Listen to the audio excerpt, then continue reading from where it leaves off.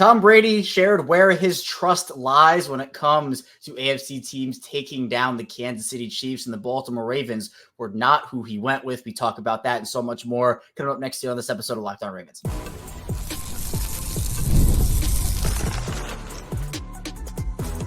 You are Locked On Ravens, your daily Baltimore Ravens podcast. Part of the Locked On Podcast Network, your team every day.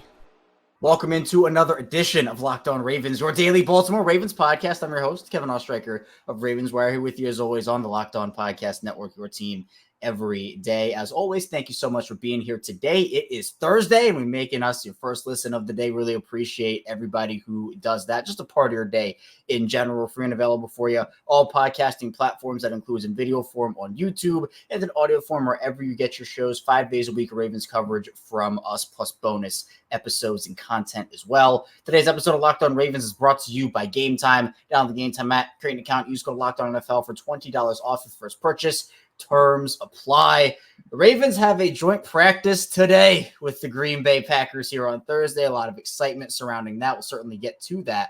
But first, we're going to be talking about Tom Brady. He talked about where he trusted teams, who he trusted to take down the Chiefs, and the Ravens were not in his answer. Here to talk about everything with me today, joining us as he does, is former Baltimore Ravens wide receiver and Super Bowl champion, Qadry Ismail. Q, we're so close to the regular season now, and I think that's kind of how it goes. And I know we talk about this, where everybody's so ready for the preseason to be over, get to the regular season football. But of course, this last preseason game is where some guys is make or break for a roster spot. And so it is important that we see one more week, whether it be roster spots, starting spots. These guys still have something to prove.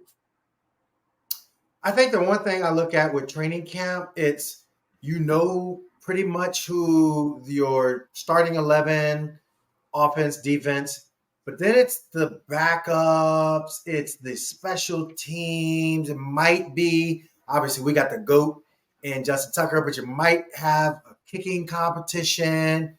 Those are some auxiliary positions, but for the most part, who's going to be on your roster, who's your starters, and so forth. What I am loving about this training camp, it's the fact that, yes, you're seeing a lot of maneuvering within those lower positions on the roster, and some of those positions are going to be critical positions once the regular season comes about, and that's where you're talking about, position yourselves to do what Ravens do best, make the playoffs and advance to the playoffs.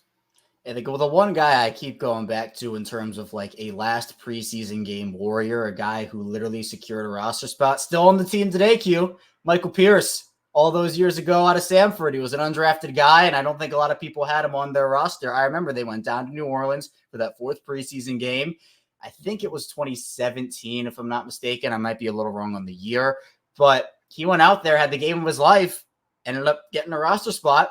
And look what he's done now. He's turned that into a heck of an NFL career. So one game can help you out a ton, especially for these guys fighting for roster spots. So I'm excited to see him go up against the Green Bay. But before we get to the Green Bay part of this, joint practices, the story of the day on Wednesday was a clip that surfaced. Tom Brady was at Fanatics Fest. He talked with Stephen A. Smith. He was up there answering questions, put Lamar Jackson in his top 5 quarterback list and everything like that.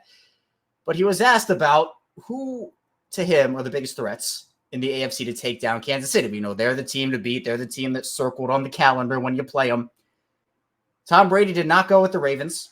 He went with the Bills and the Bengals. And Stephen A. Smith said, so not the Ravens. And he said the Ravens were exceptional, right? They're up there.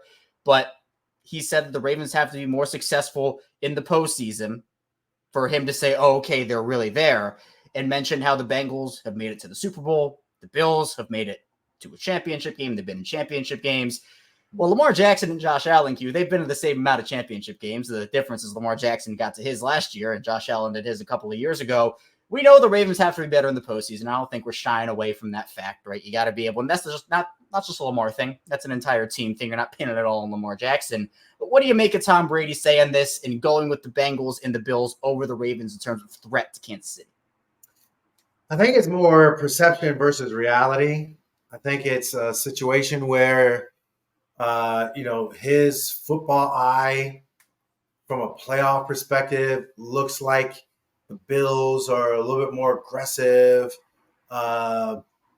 they're sticking more towards a game plan of successful play and winning. We saw what happened when Josh Allen and Patrick Mahomes dueled it out. It was at, I believe, Kansas City. But he was throwing some dimes. It wasn't like a sloppy play and somebody made a mistake. It was he who blinked first. And so with that lens, Lamar Jackson didn't have those performances to kind of draw upon. And as much as we want as Raven fans and as a fan base to, put him on that pedestal, which he's more than deserving to be from a regular season standpoint, but from an overall standpoint of just what Tom is seeing and what other guys and analysts are seeing, it's like, all right, he beat Tennessee on the road.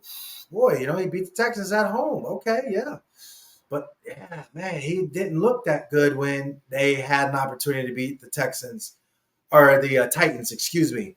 They didn't look that good when he had an opportunity in an AFC championship game with the number one seed to close out the Kansas City Chiefs. Didn't get a chance to play up to his, strong MVP capabilities. And I think that's what he's going to be judged by. I'm sure he feels it as well, because ultimately he's saying he wants to win championships, and it really doesn't matter what the rankings are. It's about him and his teammates going on that quest. But for you and I, and the conversation that we're having and what Tom Brady is saying, yeah, the reality of it is that, to be the best, you got to beat the best.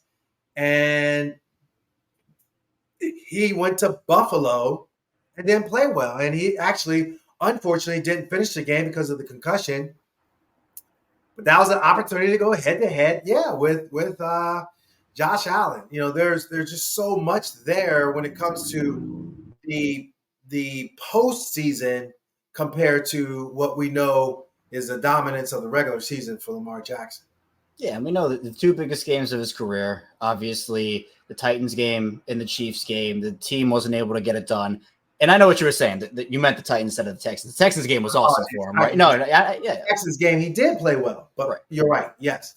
No, and I got you. I knew what you were saying. But I think in the Titans game, again, he had 500 total yards. He was one of the only people who actually, wasn't a great overall, he was perfect in that game? Obviously not. But he was fighting in that game, even though it, wasn't the best game I've ever seen out of him. 500 total yards is still okay, he's going out there trying to win. The Kansas City game, obviously the throws were not there. He threw it in double coverage. There were issues, and you can blame that on him.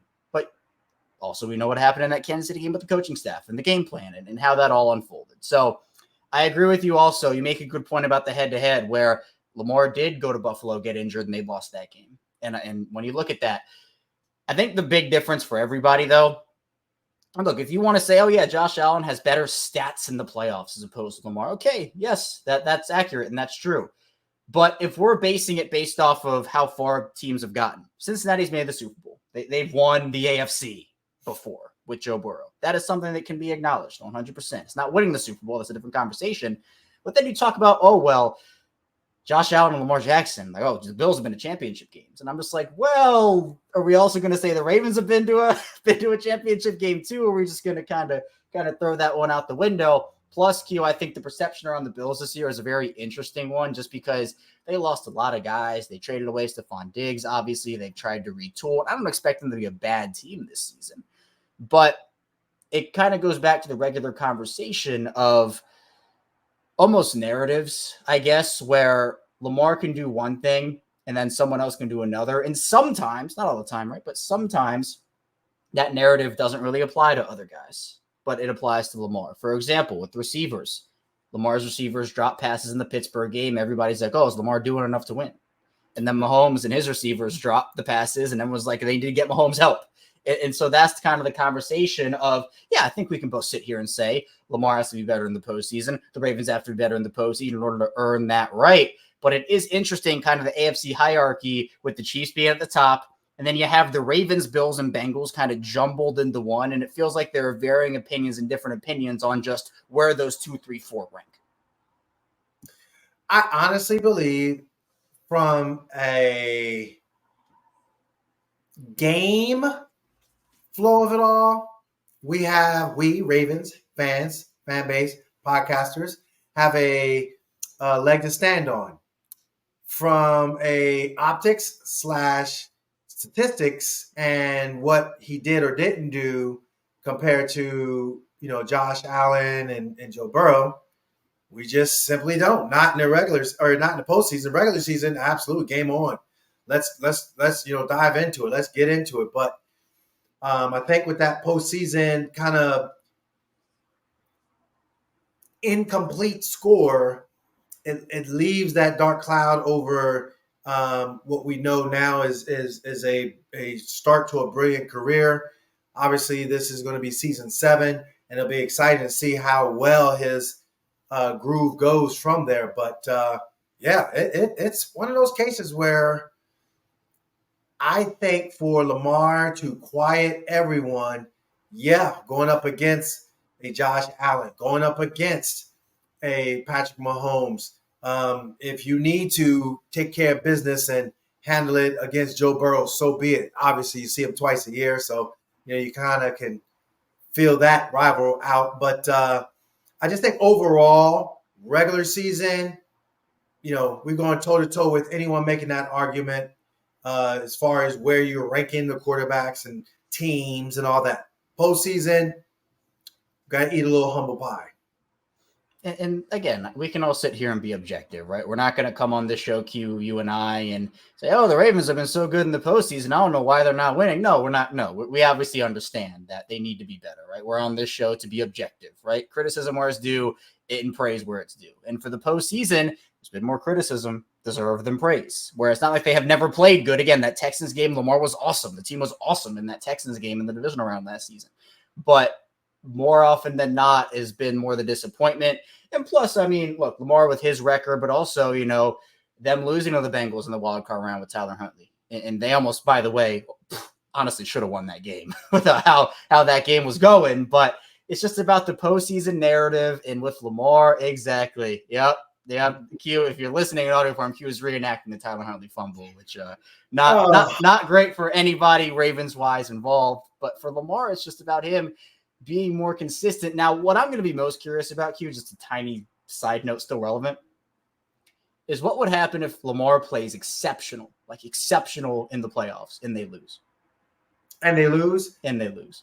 Well, yeah, because that goes back to my argument with what, from a football eye perspective, you look at Josh Allen dueling it out with Patrick Mahomes. And I think that's why, Tom Brady is saying, Patrick Mahomes is up there. But, if you want to rank guys as well, I just think Josh Allen, that's what rolled off his tongue. Because, you think about, some of those games, it wasn't on Josh. Josh was doing his part. Same thing for Lamar. Lamar balls out, do his thing. You definitely not going to hear me say anything because put up or shut up. I'm doing everything I can do to will my team to a postseason victory and to advance to either the next round or to the Super Bowl. That's the ultimate thing you want from a competitor, and let the chips fall where they may from that. Clearly, Tom Brady, what was it? Eli Manning twice. You had Joe Flacco and you had Nick Foles.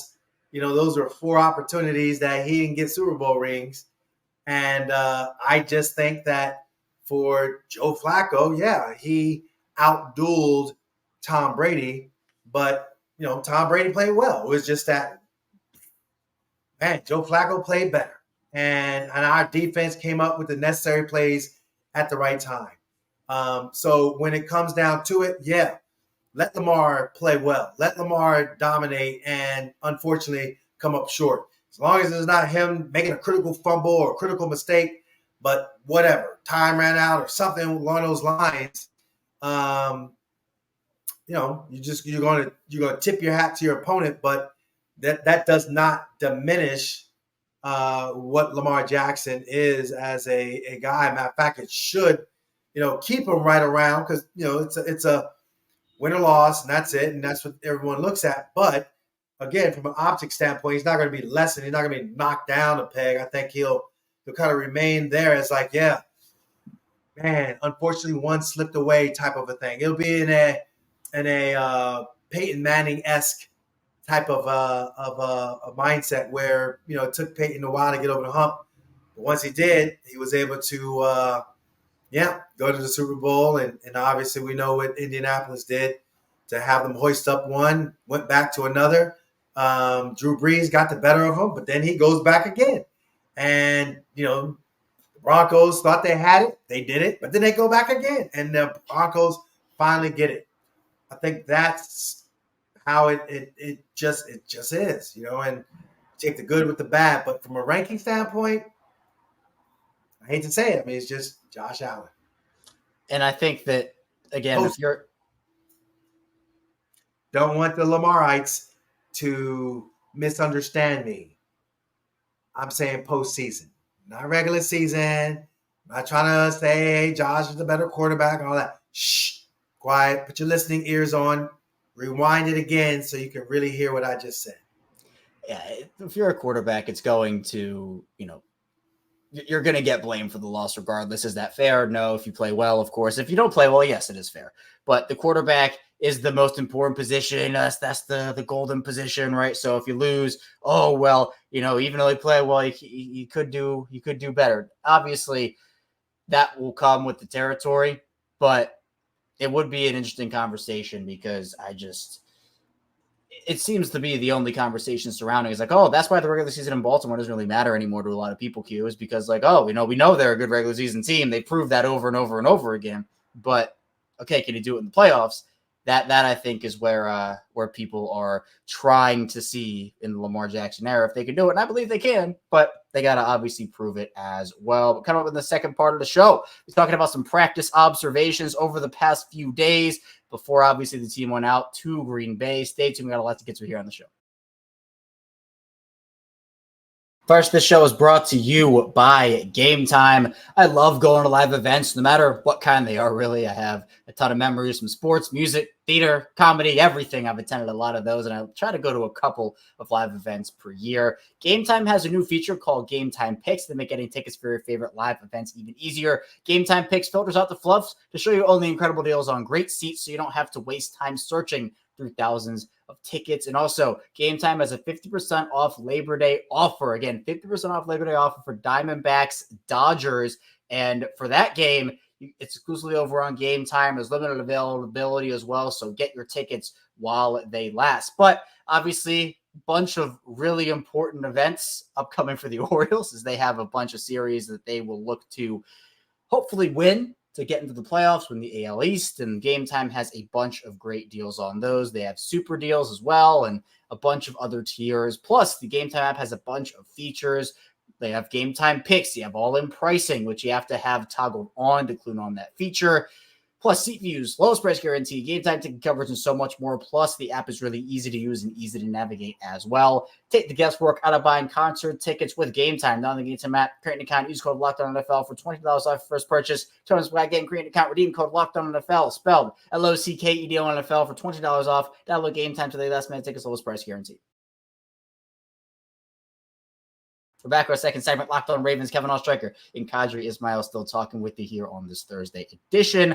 Appreciate everybody for being here, making Locked On Ravens a part of your day and your first listen each and every single day as well. Q, I know that these guys are still working hard at practice. They're still getting their reps in. They obviously have a big day ahead today against the Green Bay Packers. They'll be practicing over there. But from what you've seen over these past few days, the big storylines, Rashad Bateman caught a huge pass from Lamar Jackson. Tez Walker, after being pretty quiet over the course of training camp, he caught a long one from Devin Leary. What have kind of been your main observations over these past couple of days after their Week 2 preseason game against Atlanta? When I look at the totality of the camp, I'm very impressed with the coaching staff and getting guys to step up their game and play and do their thing. I think at the same time, you could see where the leadership of whether it be the Roquan Smiths over on the defense side of the ball, whether it be the Lamar Jacksons over on the offensive side of the ball, but you could see the leadership on both sides. Like there wasn't a drop once the last day of fans happened last week, and then Monday and Tuesday of this week happened. as far as the last 2 days of media viewing a whole entirety of practice. I mean, goodness, it was awesome. There was no dip in their concentration, and you can see where their focus is at. I like this team, man. I think they got something going on. I love their attention to detail. The Tez Walker catch. It's interesting because again, it was a good catch, strong catch, solid catch, showed his speed, but it was against Marcus Williams, and it was in a period where it wasn't like it was a full-on scrimmage. And I think, we gotta. I know just because being a former player and just seeing the different periods and what's emphasized or de-emphasized. You hear it a lot where coaches will say, "Hey, take care of the fellas," and that means that you're not going live. So yeah, I applaud him. He did what it's standard football 101, going up against your teammate to give him a good look type of a thing. The play call for a deep post, it was thrown great, and he caught it, and that's what you're supposed to do. So, if it was live or we saw other elements of him in that play, then maybe I'd be like, yo, okay, I'm telling you, Taz. But, I just think it's just more caution to the wind more than hyping up that particular play. But you also saw Lamar working with Nelly. You saw Lamar working with Zay as well as Bateman on, some deep balls and them just trying to work on their timing and stuff. So I think against the Green Bay Packers, it'll be interesting how, Lamar sees it as far as taking some shots down the field. Yeah, and I think that's a big thing too, even if you just want to talk about what they did against Atlanta Q in week 2, where in week 1 against Philly, they were not pushing the ball down the field whatsoever. Josh Johnson obviously did not play well. The quarterbacks in general didn't play well. But I think we saw in this game, obviously, Dayton Wade with the great double move, shades of DeMarcus Robinson on Eli Apple from that Cincinnati game a couple of years ago. You got Tylan Wallace making another big catch. You got Keith Kirkwood getting involved 15, 18 yards down the field. Other guys getting involved that way. You and I have both talked about how important this deep passing game is for the Ravens this season, whether it be Zay Flowers getting involved, Rashad Bateman, they use Isaiah Likely in that role a little bit more. Obviously, Tez could be that, but I don't expect him to have a huge role, especially to start. I think he might have to probably lean in and work into that role. But to you, do you expect them to put a huge emphasis early in the regular season on getting that deep passing game going based off what you've seen as they prepare in training camp? Yeah, I do. I think if the opportunity, the matchup presents itself, I think absolutely they can. Here's the crazy thing about it. I think they can do it with multiple guys. I saw it throughout training camp. Justice Hill, dude can catch. He can catch the ball well downfield. And there were some throws that he had down the sideline that he was making some catches. Tight ends. Zay Flowers. Dude is like the one-hand catch machine, but he's been catching deep balls down the field. Mark Andrews catching, deep balls down the field. But then you look at, Zay, you look at Bate, you look at Nelson. All of those guys, they've had their fair share of deep ball catches. So it's not just an exclusive, hey, it's about the receivers on the outside, but I think it's about the entire skill group. And it's big because if you can open up that deep passing game, it will make the run game even better. You can work play action off of it as well, whether you want to work or whatever it is. If you can open up that deep passing game and make defenses respect that, they're going to have to put the personnel back to try to stop it. But two guys that we talked about a little bit last week, Q, and I'm still so curious about your thoughts about these two. It's starting cornerbacks. It's Marlon Humphrey and Brandon Stevens. You had mentioned that Marlon, you were a little worried about how it would go, what he would look like, but he's been a guy that's impressed you. Brandon Stevens has been all over the place and seems to be a constant conversation point when it comes to guys making plays in the secondary. I mean, can you kind of go into a little more detail on just how those guys have impressed you and what you're looking for those guys for this season? Yeah, so when you look at the play of Brandon Stevens, it's easy to get caught up in the new guys and the established guys kind of get pushed to the side. But I saw where it just didn't matter who it was. I mean, could have been Zay, could have been, Bate, could have been, the way the matchup would have been, one of the younger guys. And every single time, like he was in really strong position. Sure, as a defensive back, you're going to have catches on you, but it wasn't like, somebody was mossing him every single time. I love that, he was able to get through camp for the most part healthy. No one's absolutely 100% ever in training camp, but I love that he was, looking the part. Marlon, again, because of the OTAs and the uncertainty and him dealing with some soft tissue stuff, his consistency throughout training camp, and it was Bate, it was Zay, it was Likely. It just didn't matter. Whoever, I'm going to go out there and I'm going to cover. The one practice at one point he was like leading the way with multiple interceptions. That's being around the football. That's a good, strong football player and a strong mind as far as what needs to go on to show your abilities, not only to ZO, as they call him, Zach Orr, defensive coordinator, but also to your boys. Be like, yo, I'm the top dog until otherwise noted. So I like both guys and their camp that they had, and they should be primed and ready. I mean, goodness, I wish I was up in Green Bay, but that's okay. The fact is that we got two corners that are solid, strong, and ready to roll, which I think helps the other guys, the other younger guys, like the Nate Wiggins, like the TJ Tampas that will eventually come up to snuff, the Jalen Armour Davises of the world. Those guys too are going to be looking and like, okay, that's a standard that we're going to have to do for ourselves. Yeah, and that's the standard they've had. They've always invested a lot in their secondary, and they certainly expected to perform as such. And, guys like Marlon Humphrey, Brandon Stevens certainly paved that way in the cornerback room. Coming up, though, in the final part of the show, we'll dive into a little bit more about Ravens practices, talk a little bit about the preseason game, and then get into what we should expect from joint practice here today. So be sure to stay tuned. We've got a lot to get to still on Locked On Ravens.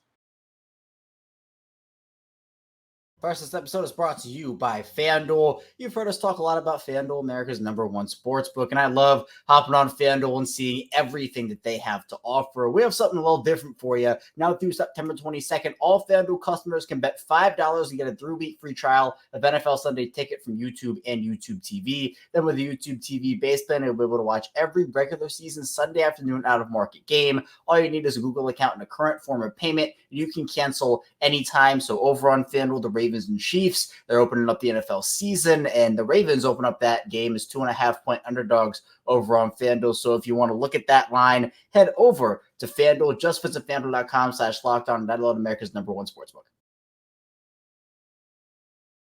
We are back, rounding out Locked On Ravens with Qadry Ismail. I am Kevin Allstriker, and Q. The biggest conversation point for this Ravens team, or at least one of them, is the offensive line. We talk about it every week. They lost 3 starters, bunch of young guys coming in. Seems like Andrew Voorhees and Roger Rosengarten have a pretty strong grip on the left guard and right tackle position, respectively. It's all about the right guard spot, though. Daniel Falele's gotten the first 2 starts in the preseason, gotten plenty of reps with the ones, but apparently Nick Samek's getting some reps at center now with Ben Cleveland pushing back out to guard. That's what John Harbaugh is talking about at his press conference. I believe that was on Monday. But where are you on this offensive line right now? How do you think they've looked? And do you favor a Falele at right guard, or would you rather go with more experience and, let's say, a Ben Cleveland? Yeah,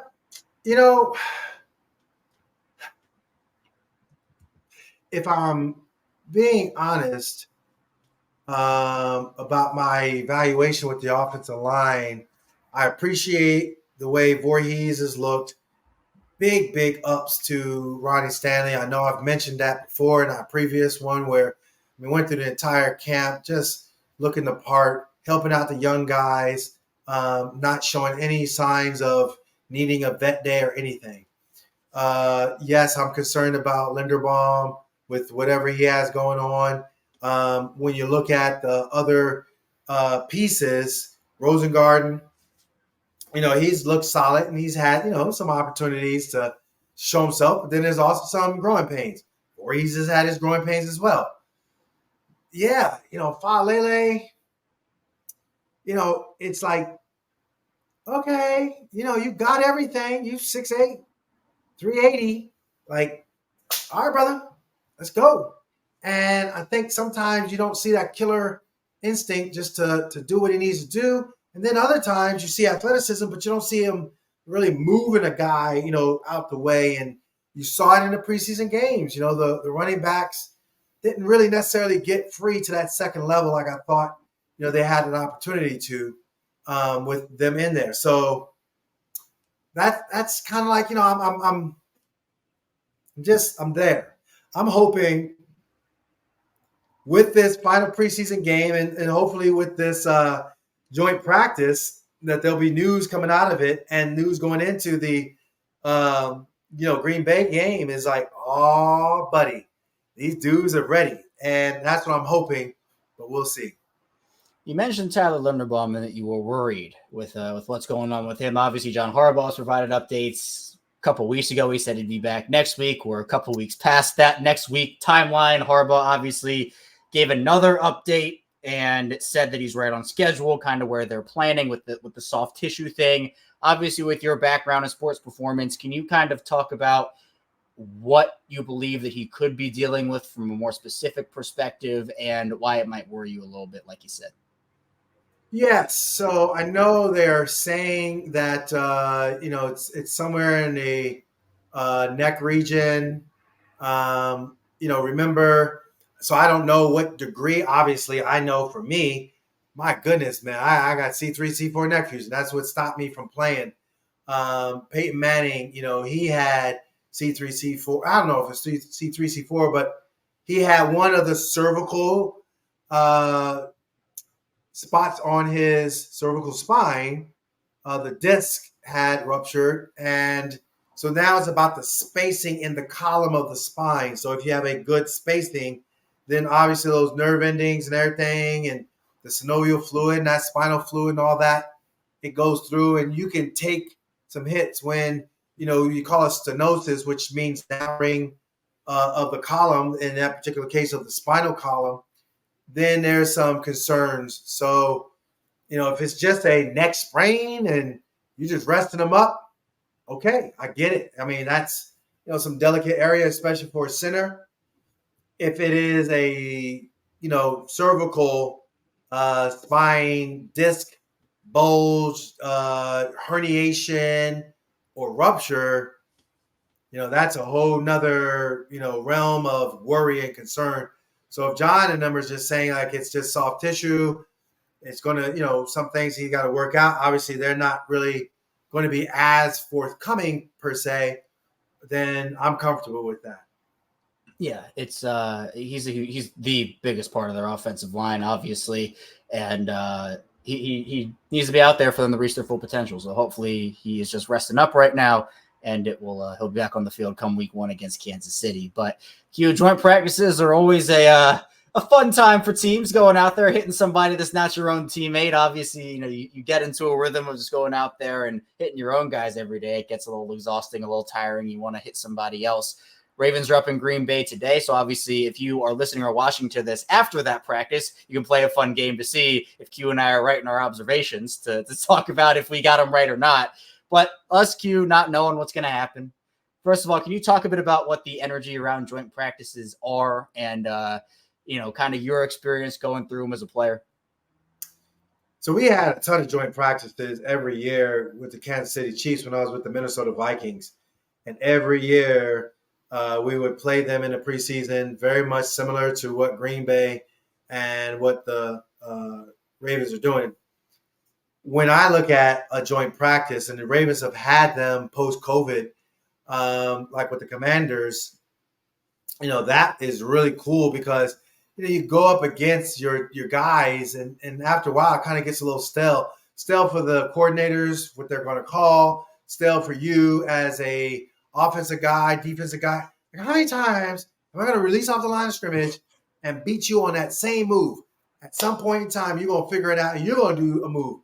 Okay, now I figured out your move. And so you figured out the move to the counter move, to the counter move, and that move. And that's like, man. And you just get irritated with it. So you go up against another team. Now the competitive juice like, oh yeah. I thought it was interesting.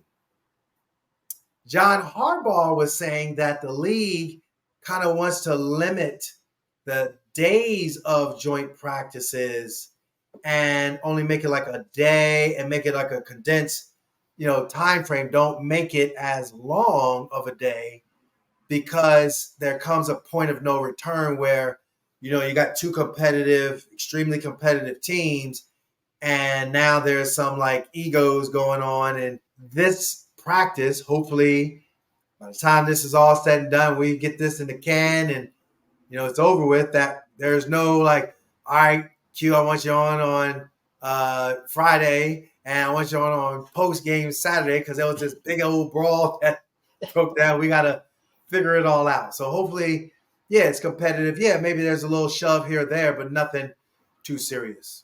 Yeah, and I know that with the joint practices, I mean, last year was a couple days with the Commanders. Now, obviously, as you mentioned, it's now just one with Green Bay. And there have been, I believe it was the Bears and the Bengals had joint practices, and the Bengals lost 2 guys for the season, I think, or maybe the Bears. But there have been injuries in these joint practices. A lot of them. I mean, that's how guys like, I think that's how Derek Wolfe got injured, was in that joint practice against Carolina a couple of years ago when we never heard from him again in a Ravens uniform. So it can be F- going on there too. So yeah, that was a whole. There were 3 different tiers of that story. That was crazy stuff going on with Derek Wolfe. But hopefully everybody can get out healthy on both teams. That's the biggest thing. But in terms of guys who you might expect to have a big practice, or guys who you think need to have a big practice, who are some names you're keeping an eye on for today? So the running backs definitely need to have a strong and powerful practice. I don't think either one of those guys really separated themselves. If you're going to bring, 3 running backs on the active roster, or just say, to heck with it, Derrick Henry, Justice Hill, let's roll. There's been some other injured guys that, are going to get an opportunity to kind of step up there and play. Offensive line, Faalele, come on now, Ben Cleveland, come on now. Those are 2 guys that I'm hoping that, they really show up and show out. Josh Johnson, in a sense of, hey, man, you had a great performance, strong performance, I should say. Maybe not great, but strong, certainly strong against the Atlanta Falcons. Man, back that thing up. Keep showing them. Slinging around at 83. And from just a pure analyst standpoint, I would love to see Qadry get some throws, some targets, like legit, not scrambling, here, or, throwing off your back foot and throwing them to the flat. I think there are opportunities for that tight end group to have some plays. I was watching the Green Bay and Broncos play, and you did see some slot / tight end play, and they were getting the ball out to them. So that'd be cool to see as well. I just think the receiving core, everybody's all hyped up on Wade, but Miller, that dude looks fast. He looks professional, and, he's been there, done that.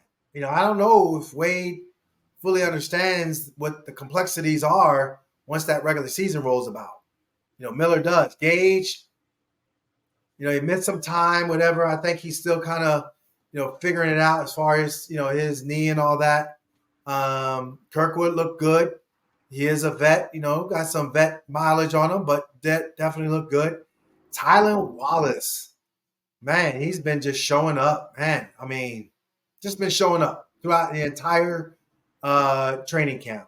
I'd love to see a good report about Nate Wiggins coming out of camp with the joint practice, but I don't know if they play him. I hope they do. That'd be cool to kind of see. The linebacking core still needs to just do their thing. Let's see David Ojabo have Act 2. You got out there against the Falcons, great. What do you got now? TR, okay, you made the great stop for the 2-point conversion. What else you got?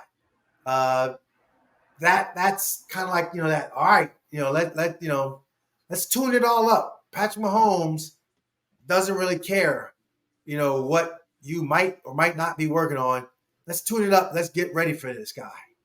Yeah, I'm ready. I'm excited for it. And again, if you're watching this after the joint practice, you can hear Q and I. We can give our names, and you can see where we right, where we not right. I think you named a lot of my guys, Q. I think one guy that I expect to have a great day is Zay Flowers. I just think he's so hard to cover, and if they're sending him one-on-one looks or whatever, I also expect Isaiah likely to go out there and dominate. And obviously, Lamar hopefully can have a great day as well. That's all I have for you here today, though, on Locked On Ravens. Q, really appreciate you as always, and always appreciate your football insight. Please tell people where they can find you, what you're working on, as we are so close to the regular season right now.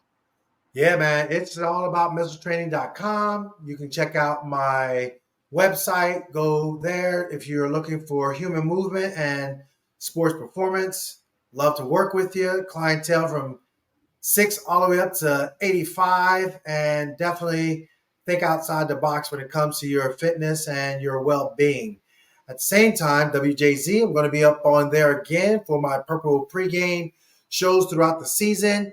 From time to time, you'll also see me on Purple Preview and just overall Ravens content on WJZ. But we're talking about Locked On Ravens. My guy, Kevin Allstriker, and I love hanging out with you on this platform, this channel. Get with us, listen, break it all down, interact with us over on Instagram. We have our presence on over there, but also on X, Instagram or X. You can go ahead, give us your thoughts, give us your opinions. Maybe we might even go ahead and put it into the show, but love to hang out and talk some football. Absolutely. You know the drill, everybody. Links to Q's work down in the description below. Check out Missile Training. Check out him on WJZ. And, of course, here on Locked On Ravens. Q, appreciate you as always. And I appreciate everybody who tuned in, listened today, watched on the Locked On Ravens YouTube, or listened in audio form. Be sure to subscribe, follow along, video form, audio form. We'll be right back here tomorrow, rounding out the week, getting ready for the Ravens preseason game against the Green Bay Packers. Stay tuned. I'll see you right back here tomorrow on Locked On Ravens.